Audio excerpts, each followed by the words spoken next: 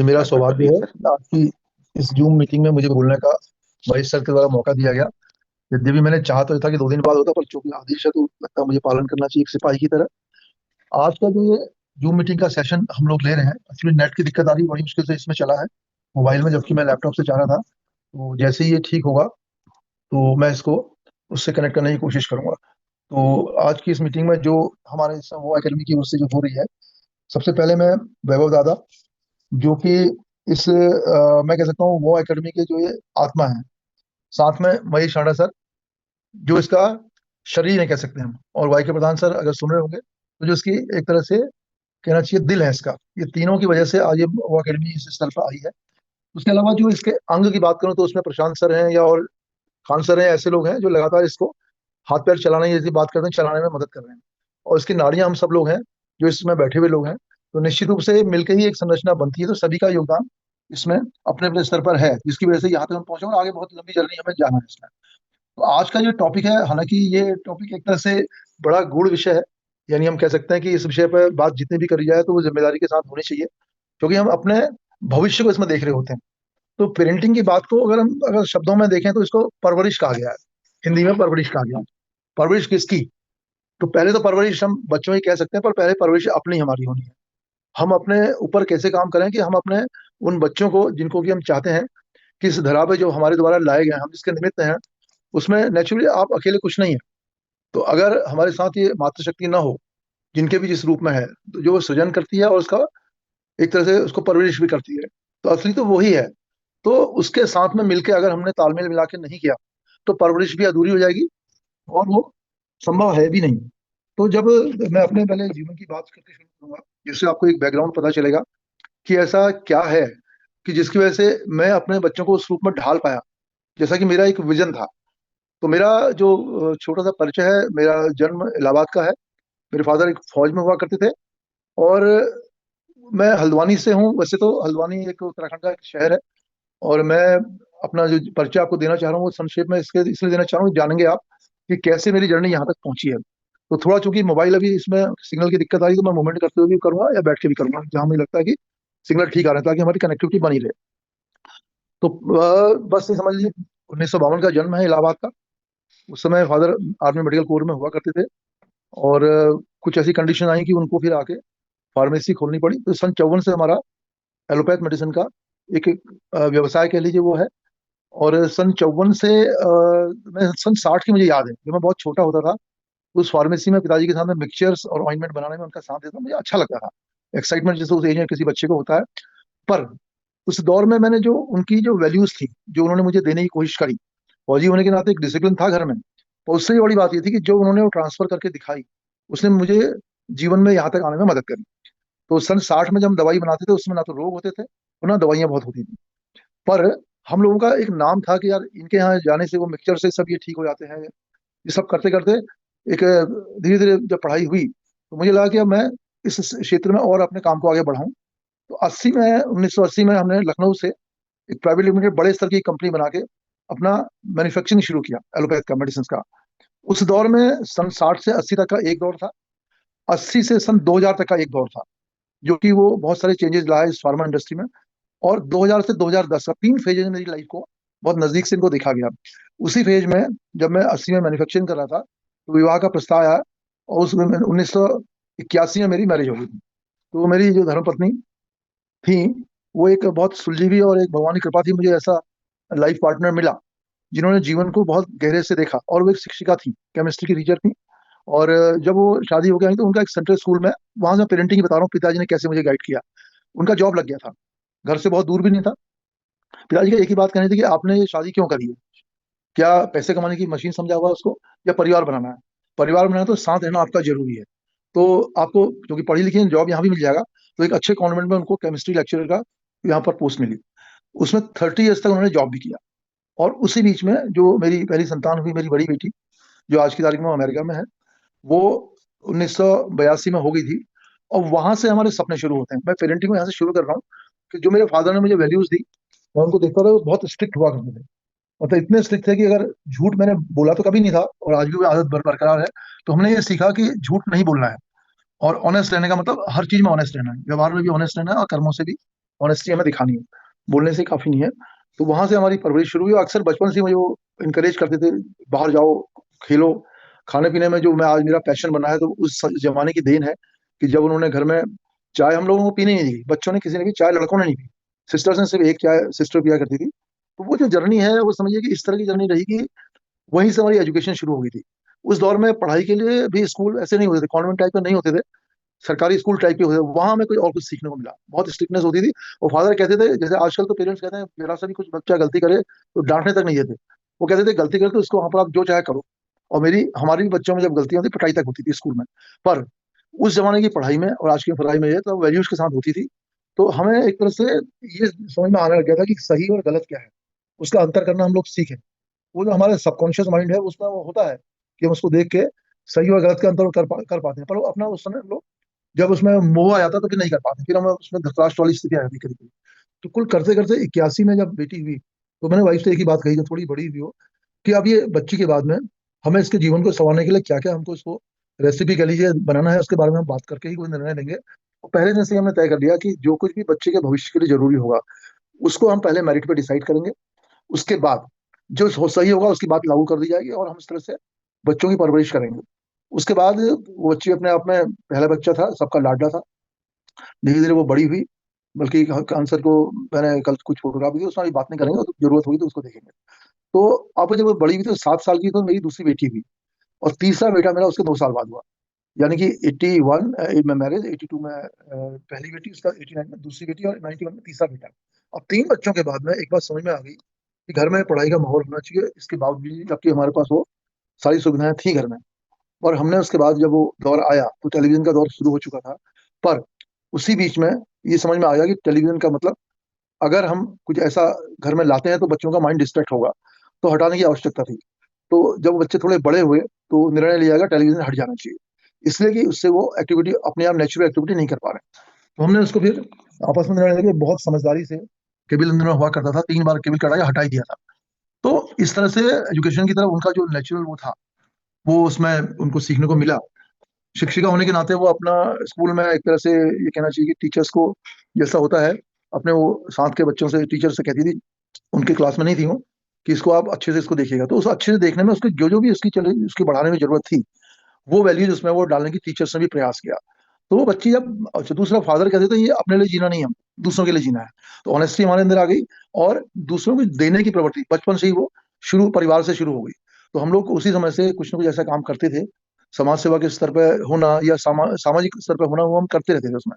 और इससे क्या हुआ कि वो एक खून में ही हमारे आ गया, कि बचपन से ही कि हम लोगों को ये जीवन जो है समर्पित होकर जीना है, दूसरों के लिए जीना है, और उन वैल्यूज के यहाँ जीना है जो इस मन और तन के लिए जरूरी है। तो इसके बाद अगर देखा जाए, तो जब बच्चे थोड़े और बड़े हो गए, तो उसके अंदर वह ये रहा कि और क्या क्या चीज ऐसी होनी चाहिए कि जो बच्चों को जीवन में सफल बनाने के लिए हमको डालनी चाहिए। तो उसमें यही रहा कि एक तो वो अपने अंदर दया का भाव रखें, दूसरों के लिए करुणा रखें। ये वो वैल्यूज हैं जो एक इंसान को बहुत प्रैक्टिस के बाद ही वो कर सकते हैं।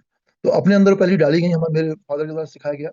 और दूसरों को बांटने के अलावा, कोई भी गलती हो जाए तो उसको हमको बहुत सीरियसली नहीं लेना है, उसके लिए एक बार को कन्फेस कर लेना है, और उसको फिर वो अपने सर में खुद कहते भूल गए, कोई बात नहीं, ये माफ कर दिया उसका, चलो अब आगे गलती नहीं होनी चाहिए।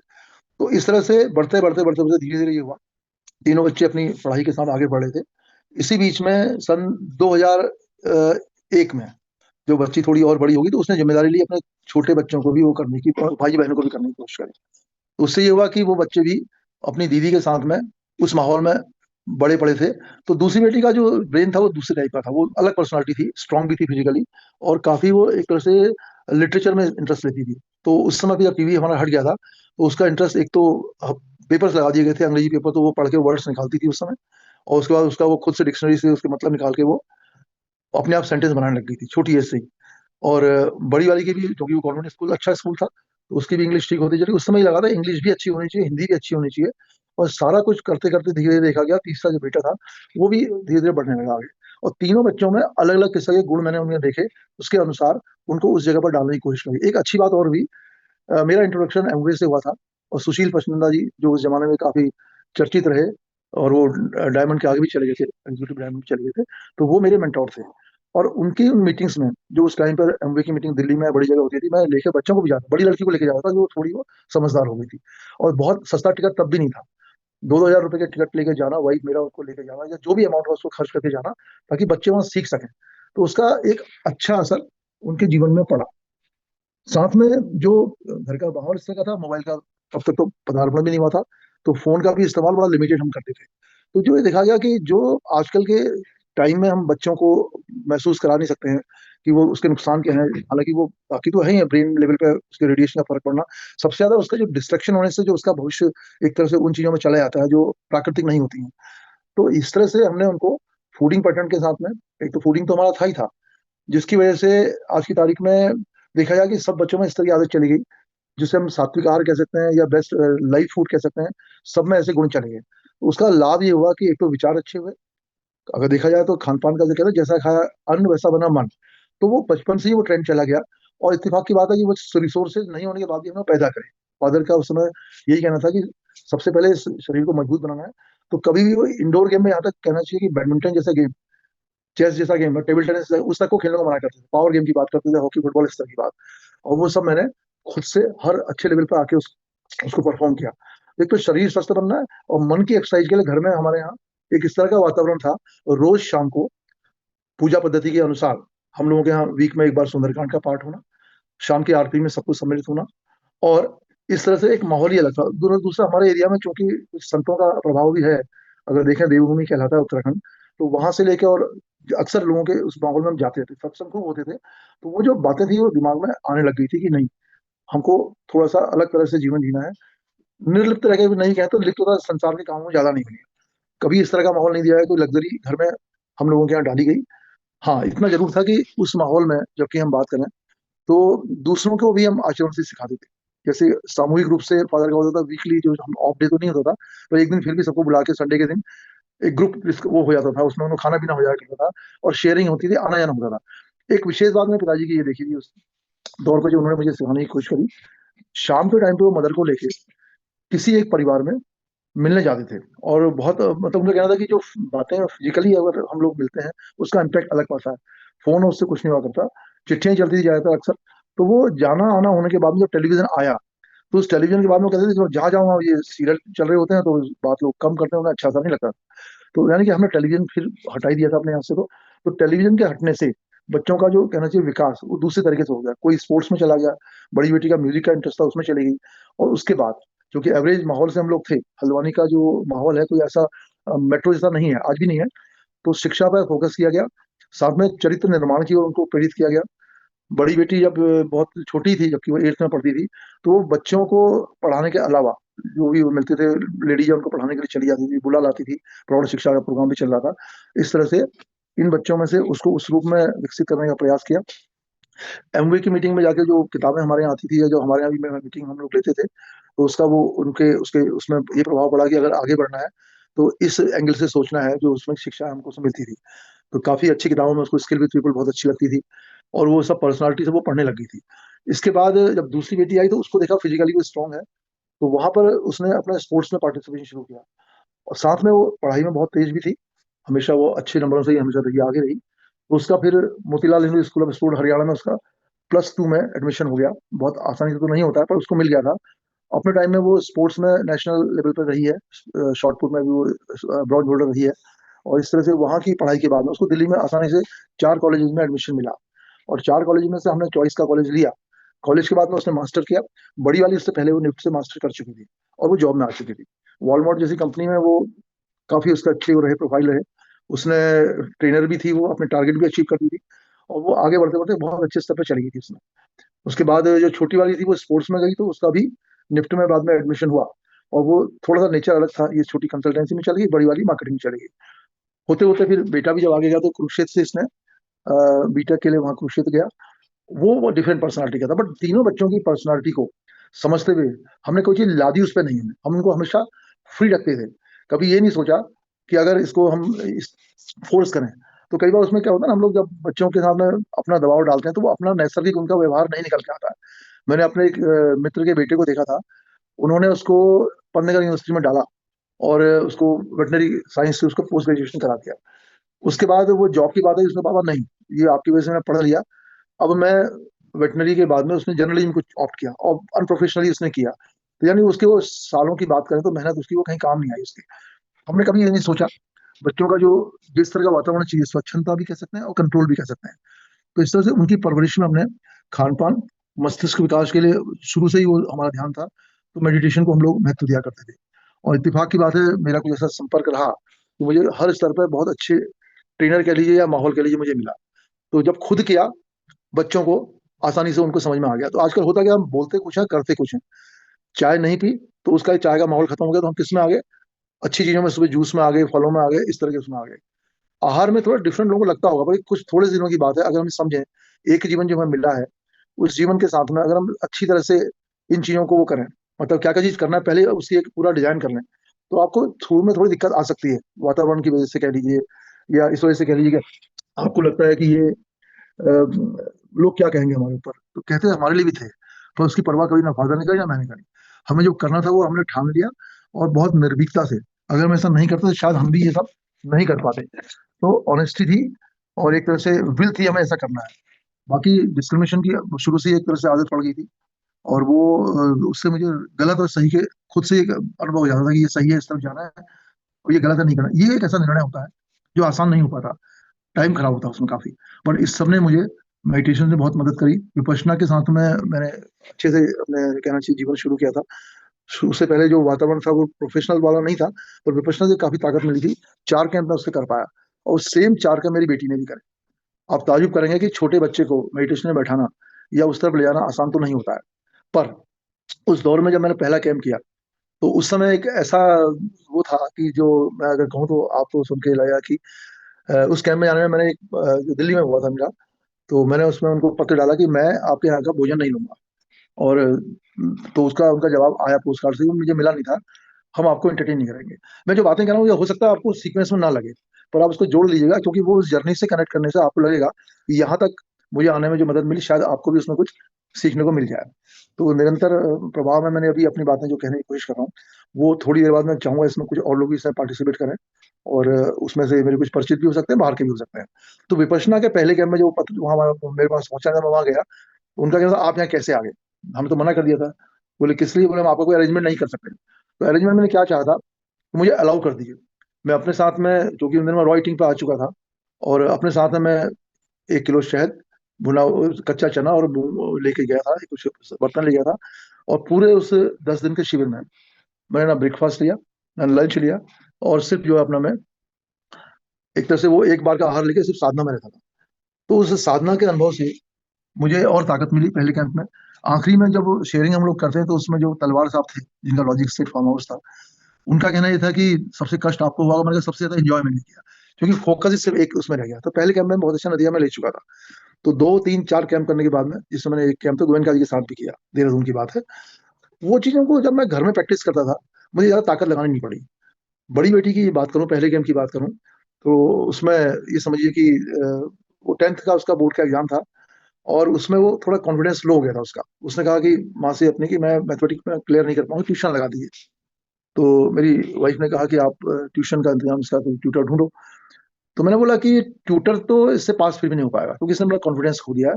मुझे लगता है इसको इसके लिए एक विपश्यना के माहौल में जाना चाहिए। तो प्री बोर्ड की बात थी, और प्री बोर्ड में उसका उधर एग्जाम होना था। उधर मैं उसकी विपश्यना के लिए बात कर रहा था जयपुर में, जयपुर का डेट में शूट कर रही थी। तो वहां पर जो वो थे, टीचर थे, वो इतनी छोटी बच्ची को आप क्यों ले आए, हम इसको नहीं एंटरटेन कर सकते। तो मैंने कहा आपने तब तो नहीं कहा, आपने बुला लिया, आपने इसका इंटरव्यू लीजिए आप। इंटरव्यू लेने में वो कहा हाँ ये स्ट्रॉन्ग माइंडसेट है, अदरवाइज तो बड़े बड़े लोग तक नहीं कर पाते, मौन रखना आसान नहीं होता 10 दिन। उसने वो कैंप सफलता से कर लिया, और कैंप से बाहर आते ही, क्योंकि वो फीमेल साइड में थी, मैं मेल साइड में था, उसने पापा आप इतने अच्छे होंगे, मुझे पता नहीं था। क्योंकि जो उसने वहाँ ग्रास किया, वो उसके जीवन की आधारशिला बनी। फिर 2 3 4 कैंप वो कर चुकी थी। इस तरह से उस बच्ची के अंदर वो पहले से ही वो गुण आ गए, जो एक अच्छे बच्चे को जरूरी होते हैं उसके जीवन की परवरिश के लिए। आहार सुधर गया, स्ट्रांगनेस आ गई। हमने कोई लग्जरी किसी बच्चे को प्रोवाइड नहीं करी। आप सरप्राइज करेंगे, बड़ी बेटी को ग्रेजुएशन था, उसके बाद मोबाइल नहीं था, क्योंकि मोबाइल आ चुका था।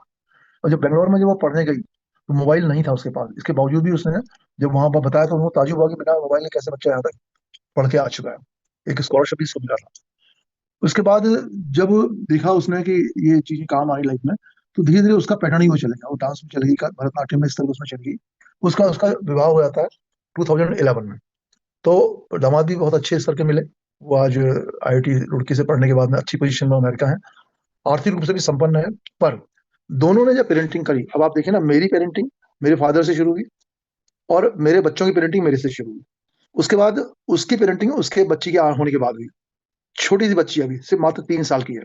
तो उस 3 साल की बच्ची के जन्म की कहानी जरूर मैं शेयर करूंगा, ताकि आपको लगे कैसे बच्चों को पैदा करने से लेके उसके बड़ा करने पर माँ का कितना रोल होता है। माँ, मैं बात करूं तो पहले 8 साल बच्चा माँ के प्रभाव में ज्यादा रहता है। जन्म दिया होता है तो उससे पहले से ही नेचुरल जुड़ा होता है। संस्कार उसको अगर उस समय ही मिल जाए, जो उसके जन्म के टाइम से है, तो वो चीज उसके जीवन में अपने आप से आ चुकी होती है। जैसे हम सुनते हैं कि अभिमन्यु के बारे में चक्रियों में सीख लिया था, ऐसा ही कुछ इसके जीवन में घटित हुआ। जो इसकी बेटी थी, उसके कहना चाहिए कि पहले 6 महीने के बाद में प्रॉब्लम आ गई थी। और प्रॉब्लम भी किस तरह की आई कि वो बच्चा नीचे आ गया था। अमेरिका में कोविड का टाइम था, कोई था भी नहीं। दोनों हस्बैंड वाइफ वो जॉब में, हस्बैंड थे और ये वहां थी, तो उसको हॉस्पिटलाइज करना पड़ा एक छोटे से कमरे में अस्पताल में।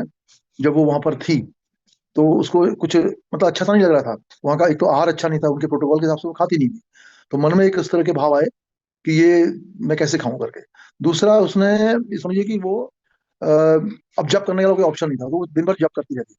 उसकी दीक्षा जब मैं अमेरिका गया था, तो उस समय उसकी मैं दीक्षा भी उसकी हो गई थी। और वो विवेकानंद जी की उसमें लिनेज में आई हो। तो उसमें बाद में वो उस जप ने उसको इतनी मदद करी कि जब बच्चा हुआ, तो पैदा होते ही वो बच्चा स्पिरिचुअल है अपने आप में। उसका नामकरण भी हुरकास भी मैंने कर दिया, बेटी होने का लग रहा था मुझे बेटी होगी, वृंदा हमने उसका नाम रखा। और वृंदा की तरह उसका आचरण है। तो बच्ची को जब वो 1 साल की थी, माँ के साथ रहती थी, कोविड का टाइम था, कोई जा नहीं सकता था। तो उस समय वो समझिए कि बच्ची में वो अपने साथ बैठाती थी और पूजा करती थी। उस समय का उसको, जो पूजा के टाइम में वो सुनती थी, मंत्र सुनती थी, हनुमान चालीसा सुनती थी, एक एक वर्ड उसको याद आज भी है, सुनाती है, मंत्रोच्चारण करती है। और कुछ नैसर्गिक गुण उसके अंदर उस तरह के आ गए हैं, जो उसको अपनी माँ से अभी तक की उसमें मिले हैं। एक मैंने शायद उसमें एक फोटो भी डाला हुआ है खान साहब के उसमें, ये 3 दिन पहले का फोटो ही है। परसों लोग आए, उसी दिन सुबह का वहां पर घर के बगल में गौशाला है, ससुराल में उसकी है, हल्द्वानी में ससुराल है। तो गाय के पास चली गई और उसको वो चारा डालने लगी, और खुद से ही वो एक भजन गुनगुनाने लगी, छोटे से मेरे मदन गोपाल क्या खाइए गऊ में, इस तरह का वो गाने लगी। तो मतलब देख के ही लगा कि अब ये बच्चे में इस तरह के गुण कैसे आ गए। तो यहाँ सीखने की बात यह है, अगर माँ, जो हमारी जो मातृशक्ति है, अपने बेटियों को खासतौर से उनको एक जिम्मेदार बनाना है, माँ बनाना है, तो बचपन से ही उनको वो परवरिश दें और आध्यात्मिक वातावरण में दें। हम लोग डरते हैं कई बार, क्योंकि आध्यात्म के बिना जीवन अधूरा है। हम समझ ही नहीं पाएंगे ना कि ये मटेरियल से ऊपर जो स्पिरिट हमारी है, जो सोल है, उसके लिए कौन सा आहार हमको चाहिए। तो वो आहार तो इस तरह का अपने आप में है ही कि सात्विक होगा तो सात्विक विचार आएंगे। पर हम ऐसा कर क्यों नहीं, जिसको हम अपना अपना मान लें, क्या हम उसके रियल पेरेंट्स हम रियल पेरेंट लगता है हमें नहीं है, पर वो कुछ और है, जिसने उसको जन्म देना था उसने उसको दिया, निमित्त जरूर हम उसके हो सकते हैं। तो ये हमारी जिम्मेदारी है कि जो भगवान के द्वारा, प्रभु के द्वारा, या जिसको भी जो मानते हैं, वो आत्मा को अगर उसने हमारे, उसको एक शरीर दिया है हमारे माध्यम से, तो उसकी जिम्मेदारी को हम निभाएं। कि वो आपको कह रहा है कि अब आप इसको सही ढंग से परवरिश करो। होगी कैसे? पर पहले आपको सुधरना होता है। मैंने कहा पहले परवरिश हमारी खुद की जरूरी है। तो नेचुरली उस दौर में, जब चूंकि हमारे परिवार में सब होता था, कि उन्हीं वैल्यूज पर ध्यान दिया करते, थोड़ा म्यूजिक का भी इंटरेस्ट होता था फादर के साथ में। हम उस दौर में समझ लीजिए बसंत पंचमी से होली तक पूरे रात को होली की बैठकों में जाते थे। तो वहाँ भगवान के ही भजन होते थे, होली की शक्ल में जो गाए जाते थे। जो लोग उसका अनुभव करते होंगे, उन्हें लगता होगा कि हाँ यार, ये बात। हर चीज को हम लोग, त्योहारों को अगर देखिए, किसी न किसी रूप में नेचर से या प्रकृति से या भगवान से कनेक्ट करते थे। और सभी देवताओं की पूजा की जब बात आती है, हम हमें ग्रेटिट्यूड की फीलिंग हमारे अंदर होती थी। तो ग्रेटिट्यूड होना, भूलना और माफ करना, करुणा होना, दया होना, ये वो गुण है जो कि इंसान को थोड़ा सा ऊपर ले जा लेते हैं, जो आम इंसान से उसको अलग कर देते हैं। तो मैंने बच्चों में प्रयास किया कि तीनों में इस तरह के गुण डालें। पर जो तीनों की पर्सनालिटी अलग अलग थी, तो तीनों को अलग अलग तरीके से परिवेश में, उसमें उनको वातावरण देने की कोशिश करी। तो वातावरण देने की हमारी जिम्मेदारी है, और इसके अलावा हम कुछ नहीं कर सकते हैं। उनको खुद से स्वतः बढ़ने दीजिए।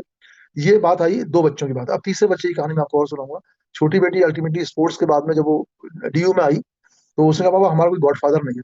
और स्पोर्ट्स पर्सन की कोई लाइफ स्ट्रेस में रहती है, वो उतना मेंटेन हमेशा कर नहीं पाते, तो उस तनाव में मैं रहना चाहती हूँ। यहाँ तक मेरा एडमिशन हो गया, तो उसने आगे फिर निफ्ट करने के बाद में फिर अपना प्रोफेशन लिया। बट आज भी वो 20-20 किलोमीटर दौड़ती है, या दौड़ने के लिए ऐसा वातावरण बनाती है। कोविड में जिस समय लोग घरों में दुबके हुए थे, वो लड़की उस समय एवरेज बेस करके आ गई। और जॉब की बात करूं, पुणे में बच्चे थे। मेरा बड़ा बेटा, छोटा बेटा, एक ही बेटा है, बेटी और होने वाली बहू भी वहां पर थी। तो वहां पर ये वहां से अहमदाबाद जाती थी। मैं जो नेचुरल चीजें जानता हूँ होलिस्टिक अप्रोच की, उस हेल्थ की वजह से हमने किसी को वैक्सीनेशन नहीं कराया परिवार में। इवन जो अमेरिका वाली बेटी भी जब यहाँ आई वो इंडिया, एक वैक्सीनेशन उसने लिया, मैंने खुद भी नहीं लिया। क्योंकि इम्यूनाइजेशन पे हम बिलीव करते हैं। इम्यूनाइजेशन के बहुत से मेथड मैं भी जानता हूँ, दादा कहते हैं, बाबा दादा कहते हैं। वही तरीका है कि आप अपने मन को मेडिटेशन के माध्यम से और तन को आहार के माध्यम से स्वस्थ रखिए। और बिल्कुल निश्चिंत रहिए कि जैसे और प्रकृति के जीव रहते हैं, किसी को भी किसी दवा की जरूरत नहीं पड़ती है। और अगर आप देखें, वो ना कोई उनका कोई किचन होता है। तो जो सिद्धांत है वो यही कहता है, जो हम सुबह ज्यादा बार बार कहते हैं, हरा जूस, या बाद में रेड जूस, या कच्चे आहार की बात करें भी, आपने वीडियो में देखा होगा, तो वो सब चीज बड़ा मतलब काफी वो एक कहते हैं कि आने के बाद आदत में दूसरे जाने का मन करता ही नहीं है। और बस ये उसके बाद में जब जब बेटे की बात करूं, ये तो लेते ही थे हम लोग। तो छोटा जब स्कूल पढ़ता था, मतलब वो जब वो बिल्कुल प्राइमरी में जाता था यहाँ के स्कूल में, तो मैं उसके उसमें स्प्राउट में वो रखता था टिफिन में। तो उसके जो साथ के लोग कहते थे, तुम्हारे घर में क्या पराठा रोटी नहीं बनती है? तो उसका सवाल मुझसे होता था, छोटे बच्चे का, 6 7 7 साल में, तो भेज दिया था बाहर मैंने उसको। वही बताता हूँ आपको भी। तो वो कहते तेरा वो नहीं बनता क्या? तो वो मुझे पूछता था, मैं कहता बेटा पापा तेरे क्या खाते हैं? बोले ये खाते हैं। मैंने, बेटा तेरे उनके बच्चों के पापा को नहीं पता है, मम्मी को नहीं पता है कि ये खाना कैसा होता है। उस तरह से परवरिश करने के बाद में वो बच्चा, मतलब कहते हैं ना, हाइपर एक्टिव था। तो जिन पेरेंट्स के बच्चे तो छोटी एज में उत्पात में जाते हैं, मान लीजिए वो बड़ा काम करने वाले हैं, प्रोवाइडर उसको आप चैनलाइज करते हैं, उनकी एनर्जी को चैनलाइज करते हैं। तो मैं अक्सर देखता हूँ, जब भी किसी छोटे बच्चे को देखता हूँ पैदा होने से, तो मुझे अपना पूरा वो पीरियड याद आ जाता है कि कैसे उन बच्चों को मैं, अब जब उनका आगे बताऊंगा प्रोफाइल, आपको अच्छा लगेगा। सक्सेसफुल पर्सन बनना और सक्सेसफुल जॉब लेना या बिजनेस लेना एक बहुत छोटी चीज है। सक्सेसफुल इंसान बनाना हमारे लिए बहुत जरूरी बात है। तो इंसान में मैंने जैसा कहा, वो क्वालिटीज आपने डाल दी, वो कहीं भी रहेगा, आपको चिंता करने की जरूरत नहीं पड़ेगी। और दूसरा, जब हम लोग उस स्तर पर आते हैं जहाँ हमको लगता है कि ये हमारा जीवन हो या उनका जीवन हो, ये एक इस बदन रूपी जो हमारी जो आत्मा जिसके अंदर है, वो एक लिमिटेड पीरियड के लिए हमें मिली है, तो गलती आप नहीं कर पाओगे। जब जाना तय है तो किसका फिर उल्टे सीधे काम करने की जरूरत ही क्या है? ऑनेस्टली से काम करके जब अच्छा पैसा कैंगन के माध्यम से या और माध्यम से कमाया जाता है, उसमें फिर आपको दिक्कत कहाँ है? उस एटीट्यूड में जाने में क्या दिक्कत है जिसमें हम 5% लोगों में आ जाए? पर बच्चों की परवरिश अगर सही नहीं होगी, तो उस टाइम पे आपके लिए दिक्कत ज्यादा आती है, जबकि वो फिर अपने को मोड़ने में उनको तकलीफ होती है। तो ये जो दो बच्चों की मैंने कहानी आपसे कही, जो मेरी बड़ी बेटी थी और छोटी बेटी थी, वो अपने क्षेत्र में अति सफल में आज भी हैं। और अक्सर मैं देखता हूँ उनको, तो उस छोटे जगह पे जाके उनकी यात्रा इंटरनेशनल कैसी बनी। छोटी बेटी को या बड़ी बेटी को मैंने कभी घर से, मतलब निकलने के बाद में उनको कभी ये नहीं उन्होंने पूछा पापा पासपोर्ट कैसे बनेगा, वीजा कैसे बनेगा। कई कंट्री में घूम के आ चुके हैं। छोटी बेटी तो अभी अक्सर टूर पे रहती है, अभी 6 बार तो स्वीडन होके आ गई है। ऑस्ट्रेलिया इससे पहले थी। उसके अलावा अमेरिका, इंग्लैंड, चाइना सब जगह होके आ चुकी है इस छोटी सी उम्र में, अपने आप से। विशेष बात है, अपने आप से, बिना किसी सहारे के। और कोई डर हमें लगता नहीं है, मैंने बच्चों को इतना मजबूत बना दिया है। जैसे बेटियां हैं तो उनको इतना मजबूत बना दिया है कि वो कभी भी गलत काम ना करेंगी, ना सहेंगी। छोटी बेटी का तो यह हाल है, अगर मेरे से कोई बात भी करती है तो अक्सर ये कहती है पापा और कुछ, मतलब बहुत संक्षेप में बात करती है।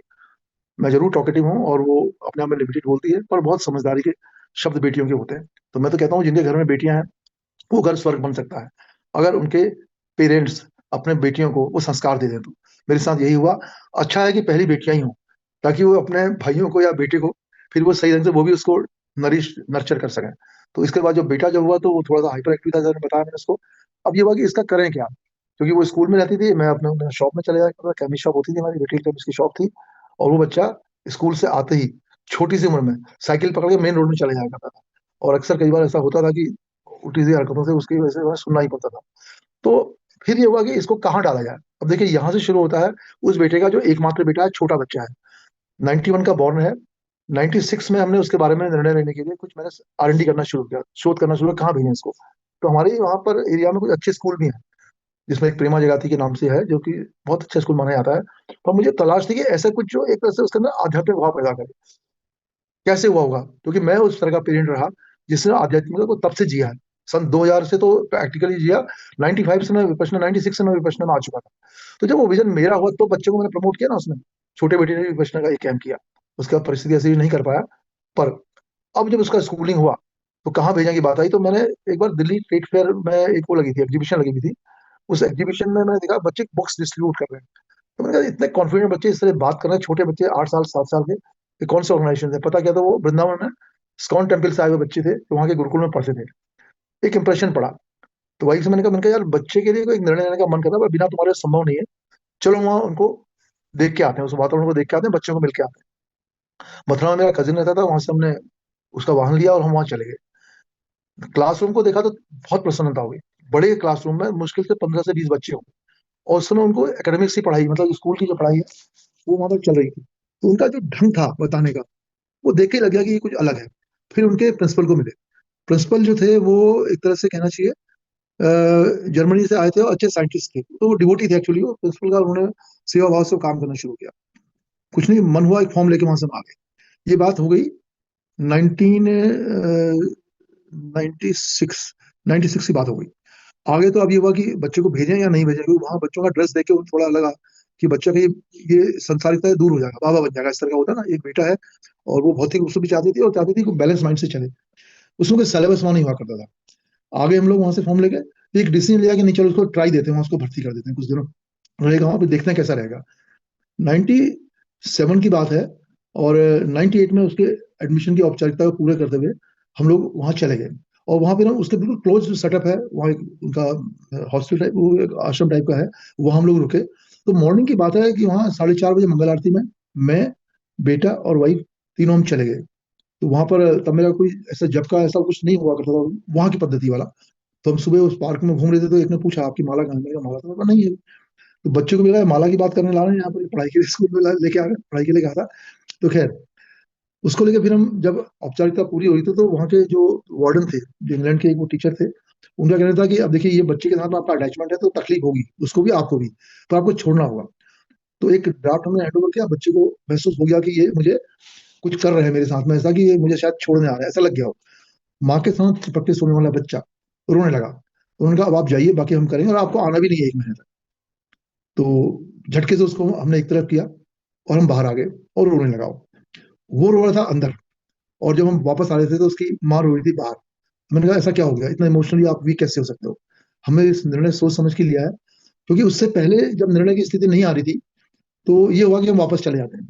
तो एक फोन करने के, उन दिनों फोन लैंडलाइन ही हुआ करता था, घर फोन करने के लिए, फोन मिलाने के लिए बूथ पे गए तो एक स्वामी जी वहां से बाहर निकले। तो मैंने कहा इनसे राय ले लेते हैं, कुछ समझदारी से इनसे पूछा जा सकता है कि हमें निर्णय क्या लेना चाहिए, कंफ्यूज हो आप। तो उन्होंने एक ही बात कही, देखो आप यहाँ देख रहे होगे यहाँ पर हर स्तर के व्यक्ति आते हैं, जज और डॉक्टर्स भी पैर हमारे छूते हैं, तो ये आपको तय करना है पैर छुआने वाला बनना है या पैर छूने वाला बनना है। तो उसने मेरे वाइफ से कहा, मैंने कहा देखो यार इस स्तर पे अगर ये ऑर्गेनाइजेशन है, ट्राई देने में कोई हर्ज नहीं है। तो हम वहां से आ गए। तो जब रोने लगी तो मैंने कहा भी ठीक है, अगर तुम्हें लगता है वापस ले जा रहे हैं तो कोई बात नहीं, डोनेशन हो जाएगा, हम वापस ले जाते हैं, या मन पक्का करो। तो निर्णय हुआ नहीं, थोड़ा इसको 1-2 साल रखना है इसको। अब देखिए यहाँ पर भी अगर ना मैं कोई चीज फोर्स करता, ये संभव नहीं था। मैंने उसको फोर्स न करके उनको इस बात के लिए तैयार किया कि हम बच्चे की परवरिश के लिए अपना पेरेंटिंग वाला रोल जो हमारा है वो क्या होना चाहिए। नहीं तो एकमात्र छोटा बेटा था, छोटी उम्र का था, मुश्किल से उसकी उम्र 6.5 साल 7 साल की थी जब उसको डाला गया था। वातावरण हम सब देख के आ गए थे, सन्यासियों से जीवन लगता था, क्योंकि 5:30 6 बजे सुला दिया करते थे और सुबह 3 साढ़े 3 बजे उठा दिया करते थे। बाल मुड़ा रहता था नंगे पैर और उस ड्रेस में होते थे। एक खान साहब, उसने एक फोटो पड़ा हुआ उसका जिसमें वो बजा रहा है, वो क्या कहते हैं तबला, ऐसा वो मृदंग बजा रहा है एक्चुअली वो। ये आप जरा लगाइए तो उसका बड़ा जी का सर, अंत जी। में दिखाऊं आपको, जी आपको सर। उसका बड़ा भी दिखाने वाला हूँ।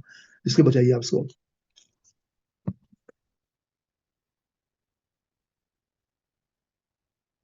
बिना इसके अधूरी है पेरेंटिंग की बात जो हम कर रहे हैं। जब तक आप समझेंगे नहीं तब तक उसको फिर आपको कैसे रिलेट करेंगे क्या किया है।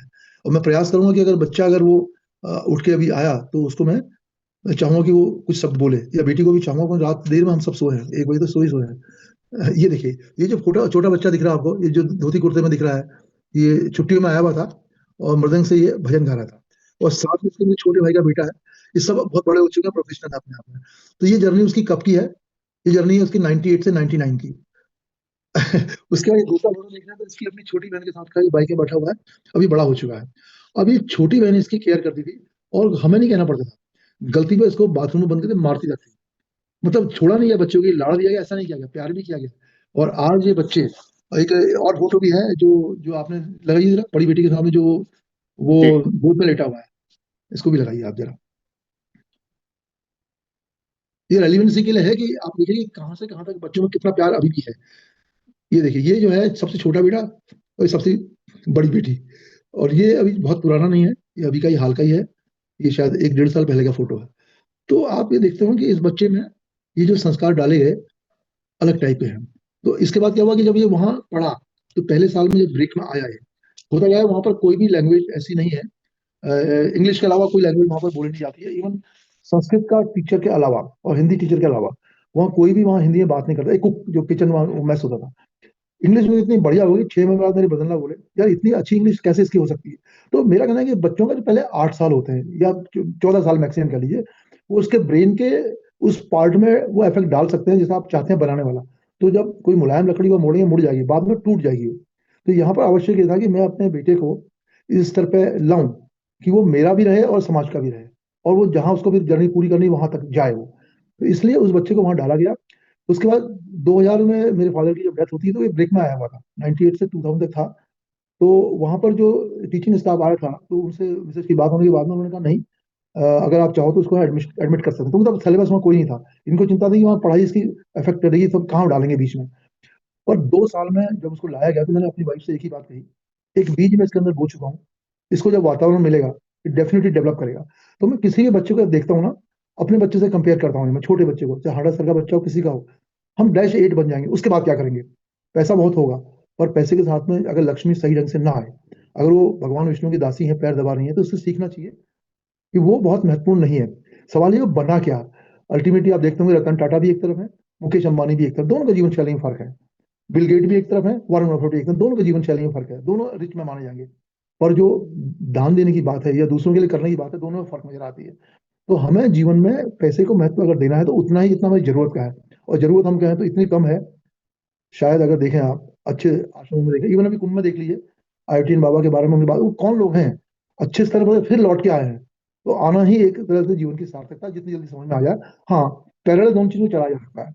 अगर आप देखें भौतिक सुख सुविधाओं में अगर इंडल्ज ना करें, अपने को बहुत अपने लिप्त ना करें, वो सुख क्षणिक है।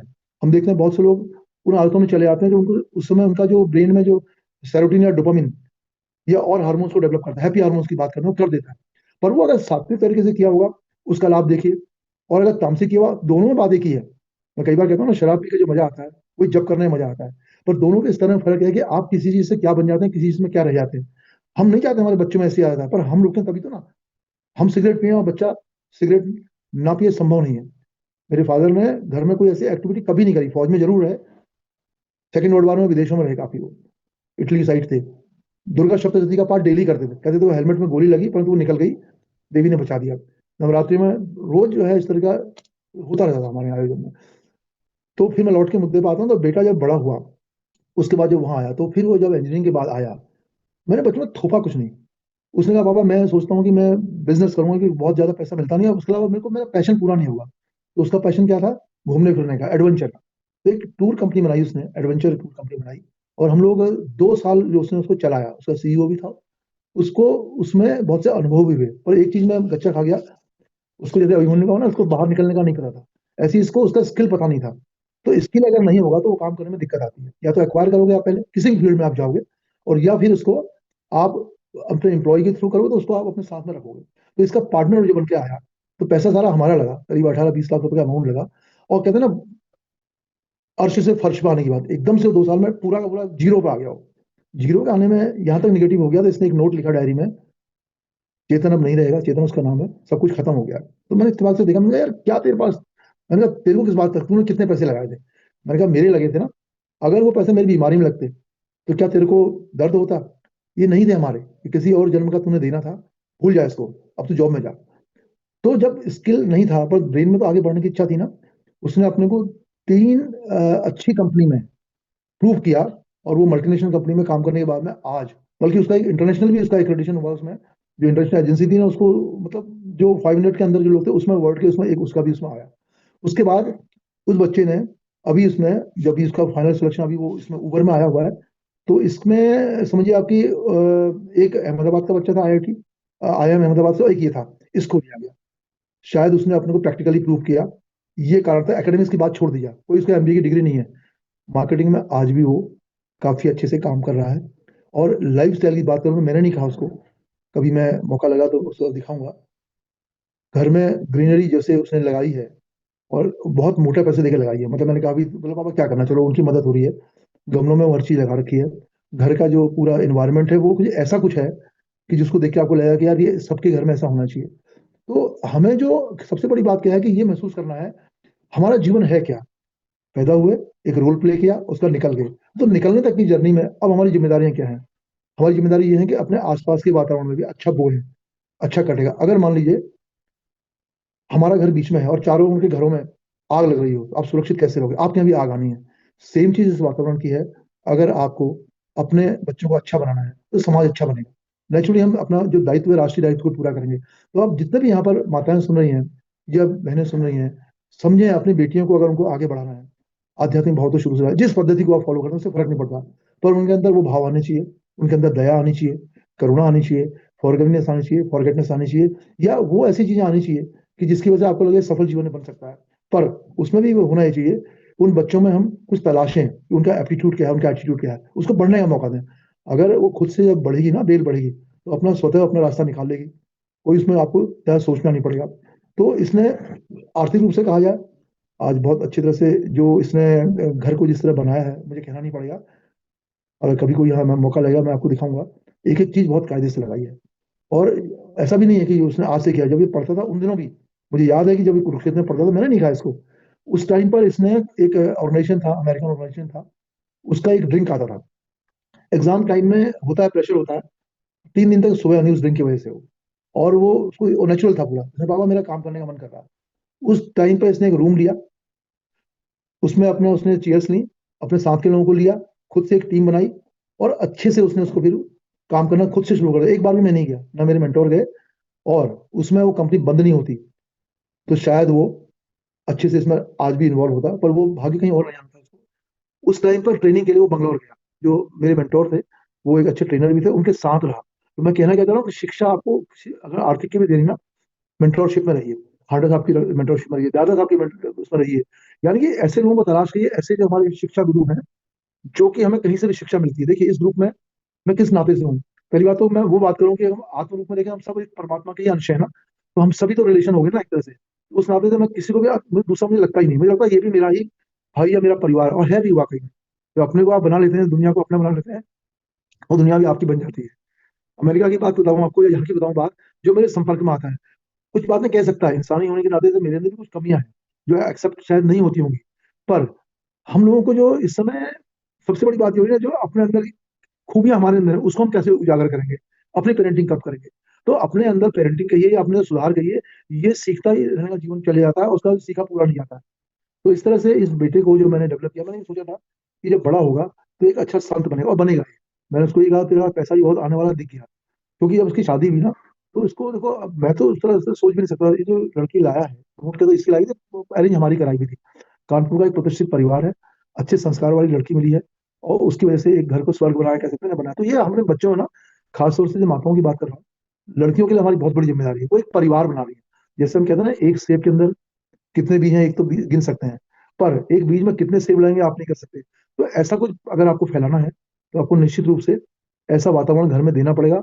वातावरण के साथ में अपने बच्चों को आपको इस तरह की परवरिश के साथ उनको देना पड़ेगा कि फ्री हैंड वर्क कर सकें। आप कंट्रोल जरूर रखिए, पर उनको प्रेशर मत डालिए, उनको सजेस्ट जरूर करिए, गलतियों से सीखने दीजिए।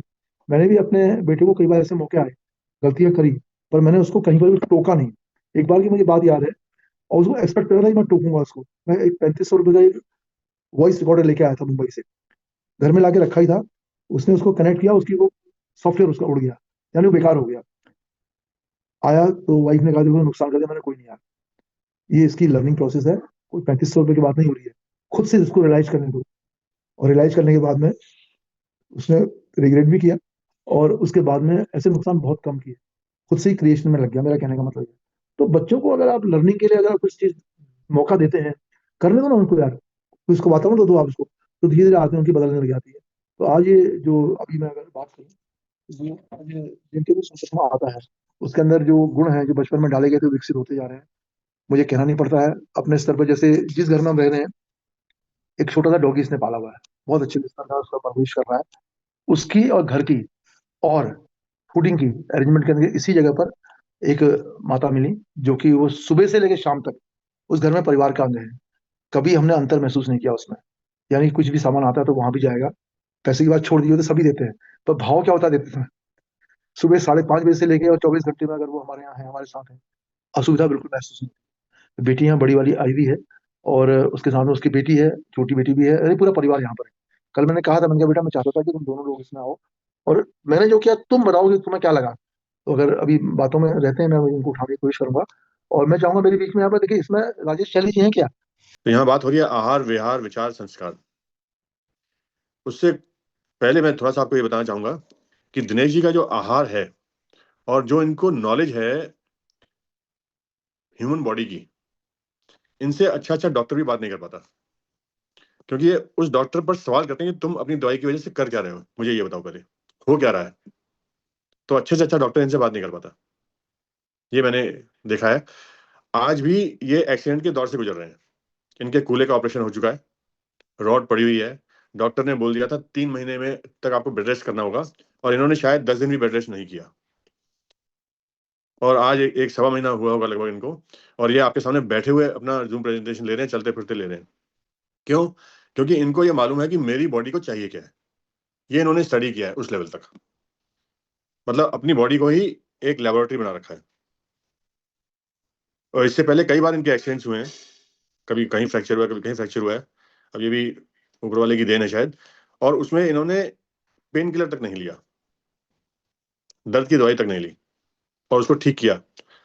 तो हम एक ऐसे व्यक्ति को सुन रहे हैं जिसको हम खाली पेरेंटिंग के रूप में जान रहे हैं कि थोड़ा बहुत चलो अपने बच्चों को इन्होंने बहुत अच्छा सजाया संवारा, ठीक है। इनसे हम और भी बहुत अच्छा ज्ञान ले सकते हैं। बहुत शॉर्ट में इन्होंने बताया कि बच्चे को कच्चा खिलाया इन्होंने, और कच्चा खिलाया तो उससे उसका एक आहार का पैटर्न बना, ठीक है। अब देखिए, आहार विहार विचार संस्कार, ठीक है। कौन सी चीज बच्चे को पहले मिलने वाली है? विचार तो बच्चे को तब से मिलता है जब बच्चा पैदा भी नहीं हुआ होता है। बच्चा माँ के पेट में भी नहीं आता है, कभी इसकी कल्पना करिएगा, ठीक है। अब देखिए, घर कैसा है ये जरूरी नहीं है, कोई झोपड़पट्टी हो, कोई सादा सा घर हो, पर अगर उसमें वातावरण अच्छा होगा, प्रेम का वातावरण होगा, व्यवहार लोगों का अच्छा होगा, तो विहार बहुत बढ़िया है। राजमहल में रहने के बाद अगर लोगों का आपस में व्यवहार अच्छा नहीं है तो क्या फायदा? वो तो नर्क हुआ, स्वर्ग तो हुआ ही नहीं। ऐसे ही संस्कार कब देने हैं, कैसे देने हैं, ये बड़ा महीन टॉपिक्स हैं।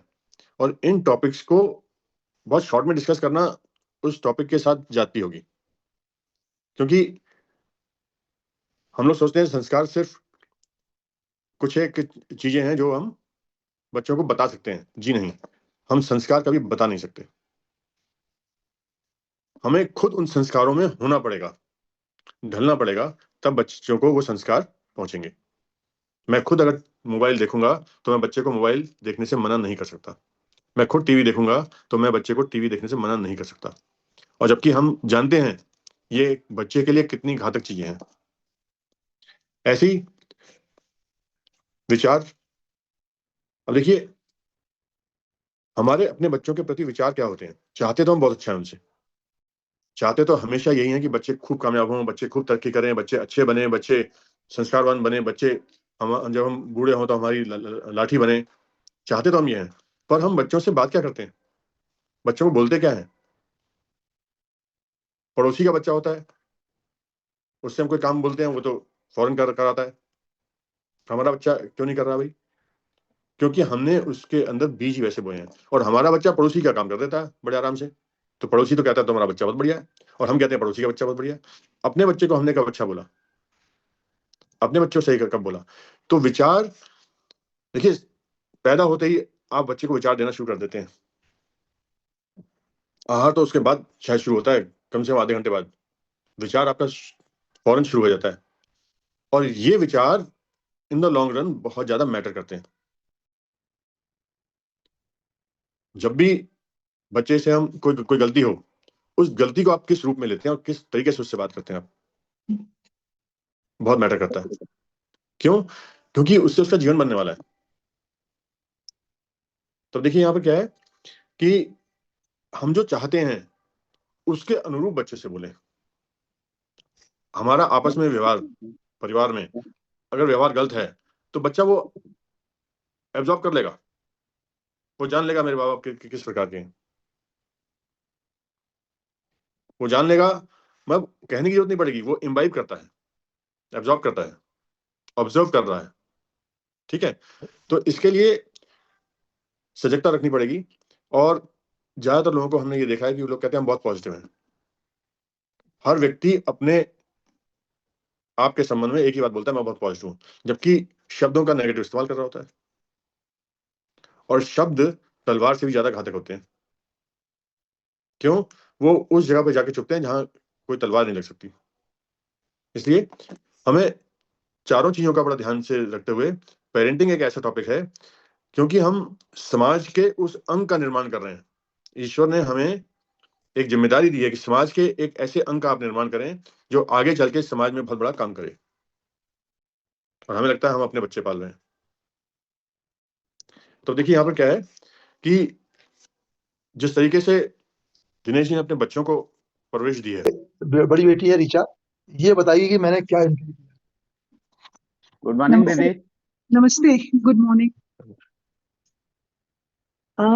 थैंक यू मेरे को यहाँ पे मौका देने के लिए, और मेरे पापा के थ्रू मतलब ये एक अपॉर्चुनिटी है कि मैं जो मेरे अनुभव रहे उसको मैं आप तक पहुंचा दूं। और बहुत ही अच्छा ये आप लोगों का प्रयास है कि एक आम आदमी के थ्रू आप ये चीज आगे को लेके आ रहे हैं, क्योंकि हर कोई शायद छोटी छोटी बड़े बड़े लोगों को जानते हैं, लेकिन छोटी छोटी कॉन्ट्रीब्यूशंस जो चीज बड़ी चीज बनाते हैं, छोटे परिवारों के थ्रू नेशन जैसे कहते हैं ना बनता है, तो वो आप लोगों का बहुत अच्छा ये प्रयास है। और thank you for also inviting me in this journey.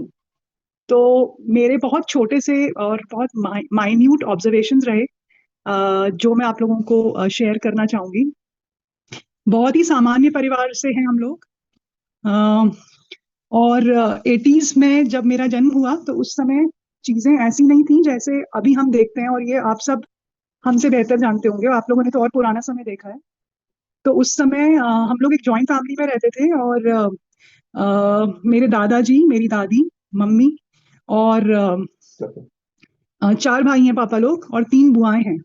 तो बहुत ही संयुक्त परिवार था, और रियल सेंस में संयुक्त था। मतलब कि मैंने हमेशा ऐसे देखा कि दादाजी की जो मेमोरीज हैं, और या दादी की जो मेमोरीज हैं, या जो बुआ लोगों की या चाचा लोगों की मेमोरीज हैं, वो इतनी ज्यादा बाउंड हैं मेरे रहन सहन में, मेरे आचरण में, कि मैं उसको अपने से अलग नहीं कर पाती हूँ। और ये बहुत ही अनकॉन्शियस लेवल पे हुआ।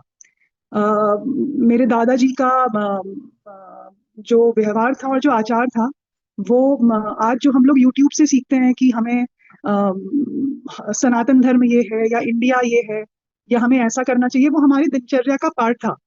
सुबह बहुत जल्दी उठना और अपने दैनिक कार्य करना और फिर पूजा पाठ करना। और उनके आचरण में मैंने जो चीज नोट करी, जो इन सब बच्चों में भी मैंने देखी, जो मतलब मेरे पापा लोगों का परिवार था, वो थी सत्य को, ट्रुथफुलनेस को फॉलो करना। जो हमारे उसमें एक 3 शब्दों का वो है ना जो बहुत इंपॉर्टेंट है, सत्यम शिवम सुंदरम। तो किसी भी चीज की जो फर्स्ट फाउंडेशन है वो सत्य है। तो उनके आचरण में मैंने सत्य को देखा, और अब जब मैं रिफ्लेक्ट करती हूँ तो मैं देखती हूँ कि वो बहुत ट्रुथफुल थे। अपनी बात को कहने से कभी भी उन्होंने, अगर 4 शब्दों का यूज करना है तो उन्होंने 5वां शब्द यूज नहीं किया, चाहे उसमें दूसरे को ठेस भी पहुंचे, लेकिन वो उनका स्वभाव था। आज की डेट में मैं ये चीज मिसिंग देखती हूँ। हम हमेशा दूसरों को प्लीज करने के लिए चीजें कहते हैं। हम अंदर से, चाहे आप मुझे पसंद नहीं है, लेकिन क्योंकि मेरे को आपसे काम बन रहा है तो मैं बोलूंगी आप बहुत अच्छे हैं। तो मैंने वो चीज अपने दादाजी में नहीं देखी, और वो चीज मैंने अपने परिवार के शायद किसी भी सदस्य में नहीं देखी। थोड़ी बहुत डिग्रीज अलग हो सकती हैं, लेकिन वो चीज मेरे दिमाग में बहुत गहरा उसने मेरा प्रभाव डाला। दूसरी चीज मैंने देखी कि एक परिवार में क्या होता है कि मैं नहीं होता, तुम होते हो या और लोग होते हैं, हम होते हैं। मतलब मैं चीज मिसिंग होती है किसी भी एक जॉइंट फैमिली में। अगर आप देखेंगे तो वो चीज चल ही नहीं सकती, क्योंकि एक कॉमन व्हील का जो एक पॉइंट होता है उसमें एक ही पॉइंट होता है, they can not be many points. So that gives the focus for any family to survive. मतलब कि अगर दादाजी अर्न कर रहे हैं, पापा अर्न कर रहे हैं, पापा तो बहुत छोटेपन से, शायद 14 साल से उन्होंने अपना कंट्रीब्यूशन शुरू कर दिया था, वो सबसे बड़े भी थे। लेकिन मैंने कभी किसी के, अपने पिताजी के मुंह से ये नहीं सुना कि मैं अपने लिए कर रहा हूँ, मेरा ये मेरे बच्चों का अकाउंट है या ये मेरे बच्चों के लिए है। मैंने हमेशा ये देखा कि for a family what is required, he did that.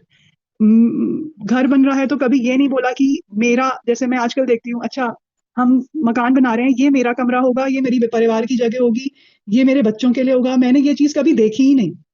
मैंने हमेशा ये देखा कि हाँ, ये यहाँ पे रहेंगे, इनके लिए ये अच्छा होगा, यहाँ पे इनको रहना चाहिए क्योंकि उनके लिए ये बेनिफिट है। मतलब कहीं पर भी मैंने उनको अपनी फैमिली के लिए भी करते हुए नहीं देखा कि मेरा होना चाहिए, मेरे बच्चों का होना चाहिए, ये मैंने देखा ही नहीं। दादी थी तो एज अ लेडी, जो एक लेडी की मतलब मैं भी शायद बचपन में ये चीज थोड़ी सी नहीं समझती थी, लेकिन जब मैं बड़ी हुई तो मैंने ये फील किया कि जो हमारी पुरानी लेडीज के संस्कार होते थे, वो अपने हस्बैंड के लिए बहुत ज्यादा डिवोटेड होते थे, मतलब अपने हस्बैंड अपने बच्चों के लिए।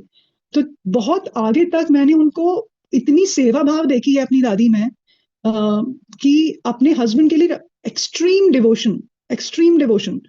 चाहे उनको कैसी भी परिस्थिति हो, वो कभी अपने बारे में नहीं सोचती थी।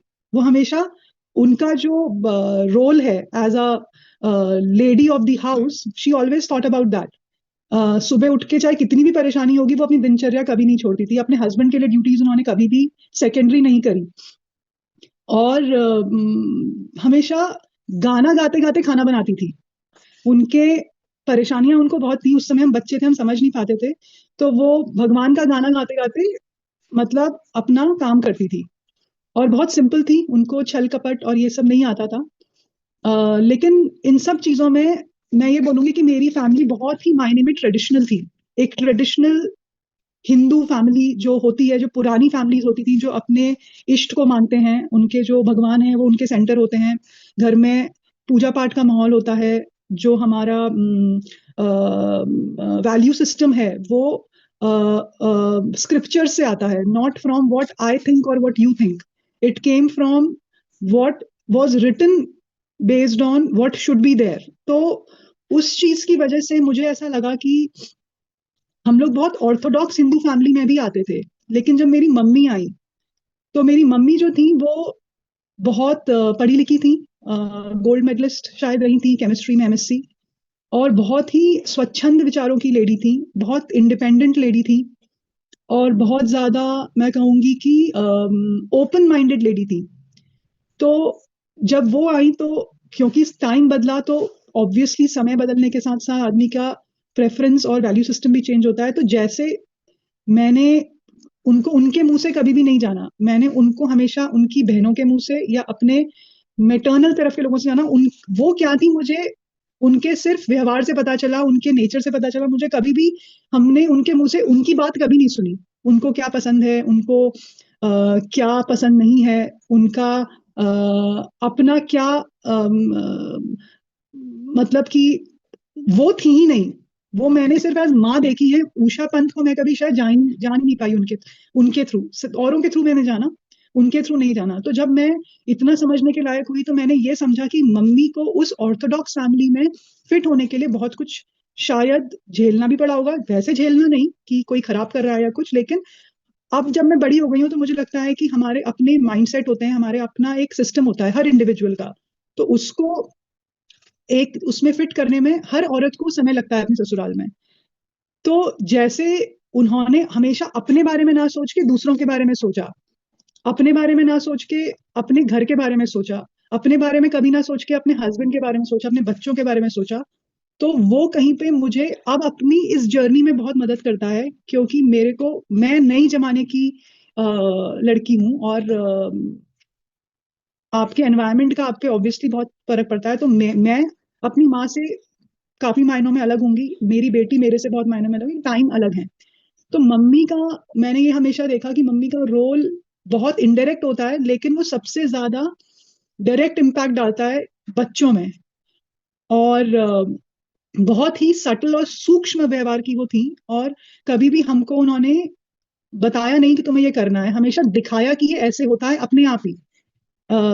तो एक वो जो कहते हैं ना कि हमारी जो जर्नी है, वो जो 4 वर्णाश्रम है, जो उससे शुरू, क्या बोलते हैं, ब्रह्मचर्य से हमारे सिस्टम में, और फिर वानप्रस्थ की तरफ जाता है। तो उसमें जो गृहस्थ आश्रम है, वो एक बहुत ही ज्यादा इंपॉर्टेंट आश्रम है।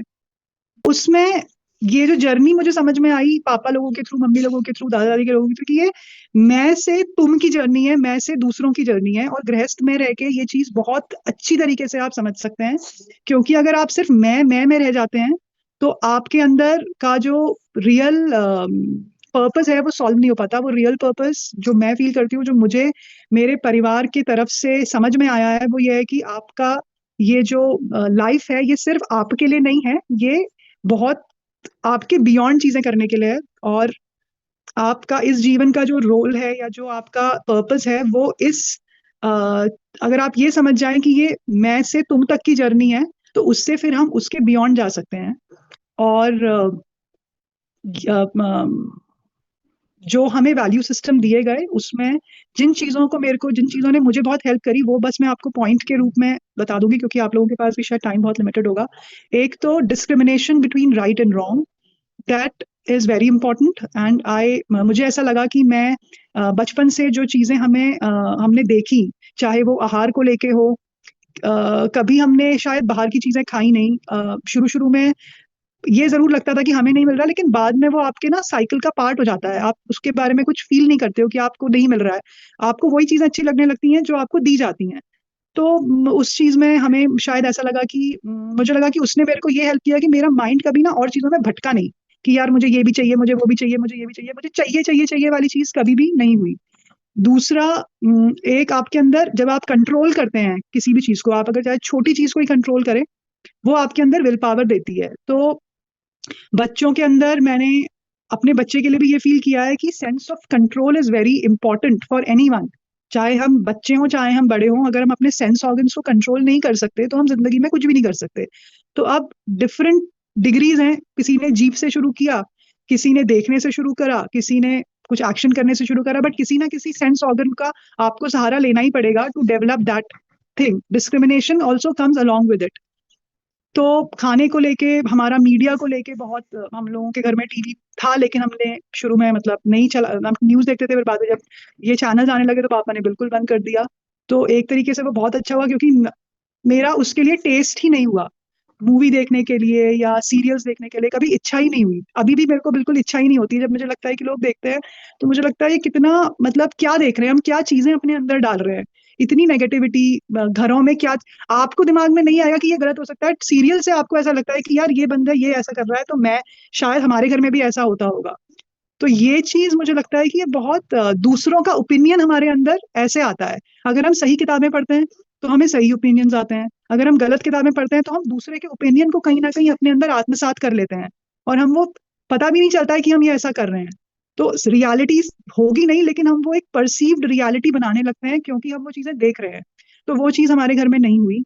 एक बहुत बहुत बहुत जरूरी चीज जो मुझे अपनी जिंदगी में लगती है, जो मुझे मिली अपनी मम्मी के थ्रू, वो ये था कि मेरी माँ ने हमेशा, या इवन पापा ने, मतलब उनके अंदर भी ये चीज है कि हमेशा ये दिखाया कि आपका जो बॉडी है, जो शरीर है, वो एक यंत्र है, वो एक मशीन है। और उसको अगर आप बहुत ज्यादा प्यार करेंगे, उसको बहुत ज्यादा अगर आप उसके लिए मतलब आसक्ति रखेंगे, तो वो आपके लिए बहुत यूजफुल होता नहीं है। तो जैसे मैं एक बहुत छोटा सा एग्जांपल देती हूँ। मेरी मम्मी के हाथ हमेशा कटे रहते थे काम से, और पैर भी फटे रहते थे। तो मैं जब उनको देखती थी तो मुझे लगता था यार कि मम्मी, सब लोग देखो टीचर्स हैं, ये इतना नेल पेंट लगाती है, मैं आपके नेल पेंट लगा देती हूँ, आपके पैर फटे रहते हैं, मैं क्यों आप अपने पैर को वो नहीं कर। उनको समय नहीं होता था, क्योंकि बच्चों को संभालना, घर में देखना, स्कूल में पढ़ाना। और कभी हमको ये फील ही नहीं हुआ कि मेरी मम्मी हमारे लिए अवेलेबल नहीं है, कभी भी नहीं, किसी भी तरीके से नहीं। तो उन्होंने मुझे बोला, मैं अभी मुझे याद है मैं क्लास 7th में थी, उन्होंने मुझे बोला कि हाथों का काम ना पेंट लगाने से नहीं होता है। मतलब हाथों का काम उनकी सुंदरता नहीं है, उसका पर्पस भगवान ने सुंदर बनाने के लिए नहीं दिया है। हाथों का काम हाथों को दिया है काम करने के लिए, पैरों को दिया है चलने के लिए। अगर तुम हाथों को सजा के बैठे रहोगे, काम नहीं करोगे, तो क्या तुम्हें लगता है कि वो सही चीज है? लोगों के पास हाथ नहीं होते हैं और वो फिर भी पैरों से काम करते हैं, क्यों? क्योंकि हमारा जो शरीर है वो काम करने के लिए है। आंखों का काम है देखना, हाथों का काम है। तो वो चीज ने मुझे इतना इम्पैक्ट, या उस समय शायद उतना ना किया हो, लेकिन जब मैं बड़ी हुई और मैंने देखा कि यार सब लोग मैनिक्योर करा रहे हैं, पेडिक्योर करा रहे हैं, ब्यूटी पार्लर में जाके चीजों को संवार रहे हैं, तो मुझे पता नहीं अंदर से कभी ये फीलिंग ही नहीं आई कि मुझे करना है। क्योंकि मैं हमेशा फिर हाथों को एज अ यंत्र देखने लग गई। मुझे लगा कि ये तो फैक्ट है ही नहीं, ये बॉडी अभी है, उसके बाद बुढ़ी होगी, चले जाएगी, काम करेंगे और इससे यूज निकलेगा। मशीन को अगर हमने मिक्सी को रखा है, चलाई नहीं है, सिर्फ रखने के लिए रखा है, बहुत सुंदर है, पोंछ रहे हैं, पर कुछ काम नहीं ले रहे हैं, तो उसका क्या यूज है? तो उसने मेरे को ऐसा लगता है कि कहीं बहुत सटल लेवल पे मेरे को मेरे शरीर से एक डिटैचमेंट दिया। मेरे माइंड में ये आया कि I am not this body alone, today I am in this body, I will use my hands, I will use my feet, I'll use my eyes to see and do work. Tomorrow it will go. तो why do I have to be attached to it? उसने मेरे को बहुत strength दी। तो जब मेरी mummy की death हुई, बहुत आकस्मिक डेथ हुई और बहुत ही मार्मिक डेथ थी वो, और मैं उनसे बहुत बहुत ज्यादा अटैच थी, क्योंकि मेरे को लगता है कि मेरे लाइफ में फ्रेंड्स कभी थे ही नहीं, सिर्फ मेरे फैमिली ही फ्रेंड्स थी। चाहे वो पापा हूँ, हम लोगों ने हमेशा बहुत ओपननेस पापा लोगों ने अपने हम लोगों के साथ रिलेशनशिप में रखी है, मम्मी पापा दोनों ने। तो कभी फ्रेंड्स की जरूरत ऐसी, फ्रेंड्स थे बट ऐसा नहीं था कि friends are everything, it was always family. तो जब वो गई तो मेरे दिमाग में सबसे पहला थॉट ये आया कि मतलब she was a teacher and she was always a teacher and today also she has been the best teacher and she is the best teacher because she told us that life is transitory, life is not permanent. Today she was there, in a second she was not there. अभी मैं उनसे बात कर रही हूँ और उसी समय वो है ही नहीं अवेलेबल। तो वो क्या दिखाता है? वो लाइफ का सबसे इंपॉर्टेंट चीज दिखाता है कि जिंदगी परमानेंट नहीं है, कोई भी किसी भी समय जा सकता है, इस शरीर को कभी भी रोग हो सकता है। तो अगर हम अपने हाथों को ही सजाते रहेंगे, अपने चेहरों को ही सजाते रहेंगे, अपने मतलब मसाज ही कराते रहेंगे, तो उससे कुछ होना नहीं है। जब कभी ठोकर लगेगी, कोई आपको छोड़ के जाएगा, तो आप उसी चीज को सच मान के बैठेंगे कि ये सच था, वेयर वो सच नहीं है, क्योंकि हम शरीर है ही नहीं। तो अगर हम इतना ज्यादा अपने को अटैच करेंगे बचपन से, तो हम उससे आगे नहीं। तो ये चीज मुझे बहुत ज्यादा लगता है कि हमें अपने बच्चों को सिखानी चाहिए, क्योंकि अब एक एक दो दो बच्चे होते हैं लाइफ, मतलब हमारे पास सेफ्टी नेट भी नहीं है फैमिली का। तो अगर हम इतना ज्यादा अपने शरीर से अटैचमेंट दिखाएंगे, बच्चों को ये सिखाएंगे कि भाई तुम बहुत ये हो, तुम इतना ये करो, ऐसे करो, तुम्हारे अलावा कोई है ही नहीं, तुम ही सबसे इंपॉर्टेंट हो, तुम हो और तुम्हारे पेरेंट्स हैं, तो वो हम बच्चों के लिए बहुत बड़ा डिच कर रहे हैं, मतलब एक गड्ढा खोद रहे हैं। क्योंकि कल जब कोई चीज उनके अनुकूल नहीं होगी या हमारे अनुकूल नहीं होगी, तो हम परेशान हो जाएंगे और हमारे बच्चे फिर आगे चल के किसी के पास उनके पास होगा भी नहीं जानने के लिए। और जो स्पिरिचुअल उन्होंने हमको एक कनेक्ट दिया, that is the best connect that any parent can give their kids. क्योंकि जब आपके पास कोई सहारा नहीं होता है, तो आपके पास भगवान का सहारा होता है। आप उस ऊपरी सत्ता के सहारे होते हैं, चाहे कोई माने या चाहे कोई ना माने। तो अगर आप चाहते हैं, या मैं चाहती हूँ कि मेरा बच्चा डिप्रेस नहीं हो, तो उसको उस सुपर पावर कह लीजिए, जो भी हम शब्द कहना चाहें वो कह लीजिए, या अपने अंदर के उससे जोड़ने के अलावा कोई और चारा है ही नहीं। जब मेरे बहुत डिफिकल्ट टाइम्स थे, तो मैं जब मम्मी बैंगलोर आई थी, तो उन्होंने मुझे पुश करके, मतलब मेरा शायद बहुत पता नहीं, पापा ने शायद बताया भी होगा, हम लोगों को बहुत यंग एज में मेडिटेशन और बाकी चीजों के लिए भेजा, मतलब वो ले गए थे। जैसे मैं 14 ईयर्स की या 15 ईयर्स की थी जब मुझे विपश्यना के लिए पापा लेके गए थे। और मैं अलाउड भी नहीं थी, 18 साल का सबसे मिनिमम था, क्योंकि उसमें बहुत लंबा 11 दिन का मौन होता है और बहुत स्ट्रिक्ट दिनचर्या होती है, दिन भर आपको बैठना पड़ता है मेडिटेशन के लिए।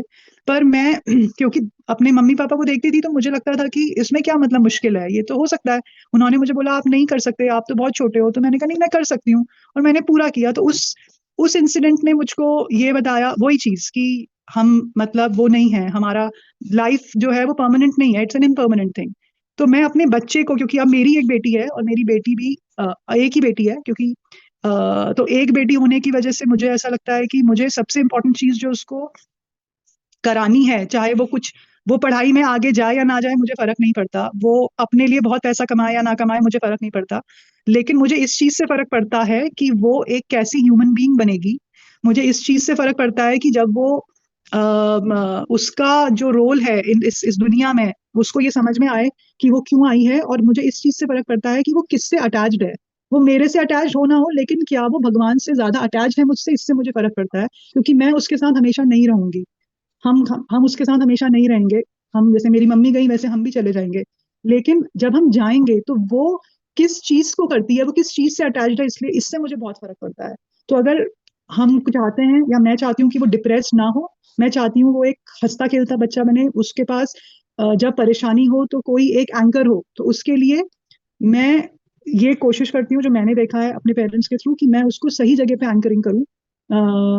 वो एक अच्छी स्पिरिचुअली अपलिफ्टेड बीइंग बने, ताकि कल जब उसके जीवन में परेशानियां आए तो उसको पता हो कि उसको कहाँ जाना है, वो भटके नहीं, वो ड्रग्स ना ले, वो पीने में की आदतों को ना करे, वो उन चीजों में ना उलझ के रह जाए जो लोग सोचते हैं कि हमें खुशियां देंगे। तो जीवन में भगवान के लिए अटैचमेंट बहुत बहुत बहुत जरूरी है। ये मैंने अपनी पर्सनल लाइफ में सीखा है, और ये मैंने एक्सपीरियंस किया है कि ये आपको हर चीज से बाहर निकाल सकता है, आपको हमेशा फ्लोट कर सकता है। हर किसी की पर्सनालिटी अलग हो सकती है, हर कोई बहुत पॉजिटिव नहीं हो सकता, हर कोई बहुत नेगेटिव नहीं हो सकता, कुछ लोग मिक्स्ड होते हैं, और हम वो पर्सनालिटी किसी के ऊपर थोप नहीं सकते। लेकिन हम ये कर सकते हैं कि चाहे बंदा पॉजिटिव हो या चाहे बंदा नेगेटिव हो, वो भगवान का आश्रय ले। और अगर वो आश्रय लेता है तो चाहे वो नेगेटिव भी है तब भी उसका पॉजिटिव होना ही होना है।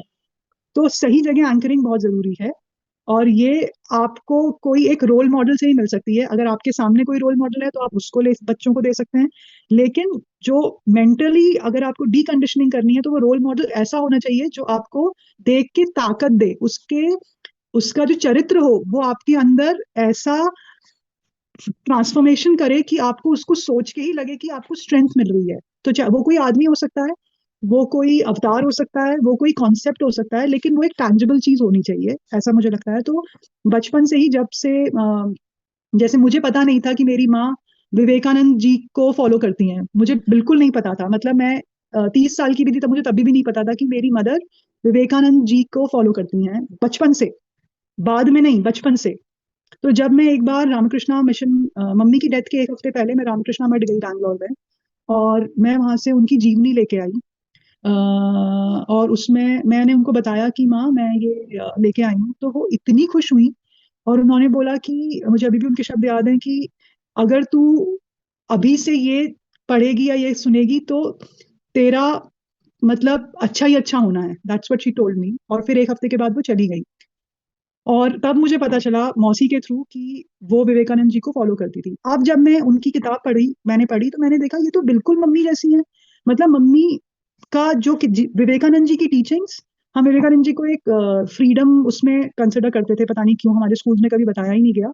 लेकिन वो जो एक स्पिरिचुअल पावर थे, और उनसे जो इतनी मतलब उनकी अगर आप पर्सनालिटी पढ़ेंगे तो कोई मरा हुआ आदमी भी जीवित हो सकता है, इतनी पावर है उनकी राइटिंग्स में। तो उनको जब मैंने पढ़ा तो मैंने कहा ये तो बिल्कुल मेरी मम्मी का कैरेक्टर है इसमें। तो वो एक साइलेंट सन्यासी थी, गृहस्थ में रह के भी वो एक साइलेंट सन्यासी थी। अगर मैं उनको पढूं तो मुझे ऐसा लगता है कि वो एक विवेकानंद जी का एक मतलब बिल्कुल, जैसे कहते हैं ना, रिफ्लेक्शन, बिल्कुल उनकी उनकी उनकी उनकी टीचिंग्स की कार्बन कॉपी थी।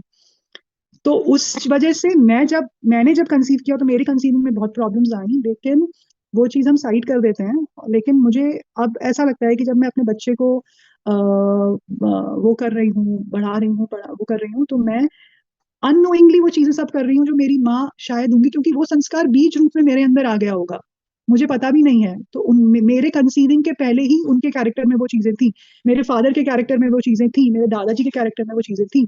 तो जब हम अब जब मैं जब श्राद्ध होते हैं तो मेरे दिमाग में एक है कि हाँ ये इसका ये वाला जो हमारे यहाँ साल में एक बार श्राद्ध होते हैं 15 दिन के।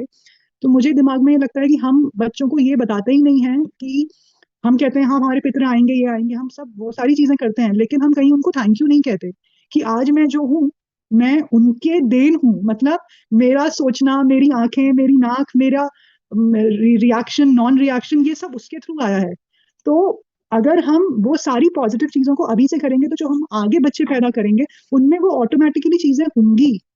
तो जब हम अपना स्पाउस चूज करते हैं तो बच्चों को ये सिखाना चाहिए कि आपके स्पाउस में वो अच्छी क्वालिटीज होनी चाहिए ताकि आपकी ऑफस्प्रिंग अच्छी हो। आपके अगर हस्बैंड अपने पेरेंट्स को नहीं अच्छा ट्रीट करते या उनको नहीं समझते तो आपके बच्चों में वो चीजें आ जाएंगी, आपको कहने की जरूरत नहीं है, वो आपको भी नहीं ट्रीट करेंगे। तो आपके आसपास का वातावरण, आप जिनसे मिल रहे हैं, उसमें बहुत आपको केयरफुल होना है, आप गलत लोगों से ना मिलें। मैं किसी भी ऐसे इंसान के साथ कांटेक्ट नहीं रखना चाहती जो अपने आचरण में अच्छा नहीं है, क्योंकि मैं उसके घर में खाना भी नहीं खाती, मैं शायद उसके घर में पानी भी नहीं पीती, क्योंकि वो मुझे अफेक्ट करता है।